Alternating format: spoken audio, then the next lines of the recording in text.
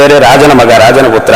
ಅದು ಅಷ್ಟು ವರ್ಷ ಅವನಿಗೆ ಸಂತಾನ ಆಗದೆ ಈಗ ಹುಟ್ಟಿದಾನೆ. ಅವನು ಇವನ ಹತ್ರ ಹೋಗ್ಬಿಟ್ರೆ ಪಾಪ ಅವನು ಇದೇ ತರ ಸತ್ತೋಗ್ಬಿಟ್ರೆ ಏನ್ ಮಾಡುವುದು ಅಂತ ತುಂಬಾ ಹೆದರಿಕೆ ಆಯ್ತು. ಇಲ್ಲ ಬೇಡ, ನೀವೇ ಏನಾದ್ರೂ ಮಾಡಿ ಹೇಳ್ಬಿಡಿ, ಇದೇ ತರ ಆಗ್ಬಿಡ್ತು ಅಂದ್ರೆ ಕಷ್ಟ, ನೀವೇನಾದ್ರೂ ಹೇಳಿ. ಇಲ್ಲಪ್ಪ ಹಂಗೇನ ಆಗೋದಿಲ್ಲ, ಹೋಗು.